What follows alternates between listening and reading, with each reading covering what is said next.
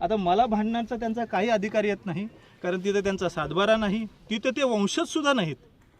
जे काही त्यांचं म्हणणं आहे की काही बऱ्याच वेळा भांडायला ते बरेचसे कारणं सांगतात, बाबा आमचं कुळ आहे, वंशज आहे, एकही त्यांचा सातबारा नाही. उरण पक्षी माझा सातबारा आहे, माझ्याकडे पाणी उपसाचं लायसन आहे, माझं लाईट मीटर आहे या ठिकाणी, त्याच्यानंतर माझं आधार कार्ड ह्या शेतीला जॉईन केलेलं आहे.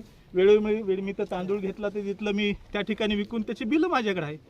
दरवर्षी पीक पाणी लावलेलं आहे. हे सगळं जर करून झाल्यानंतर ही लोक अन्याय कशी करतात, आणि प्रत्येक वेळी मी तुम्हाला दाखवतो, यांना मीडियानं पण बऱ्याच वेळा कव्हर केलेलं आहे.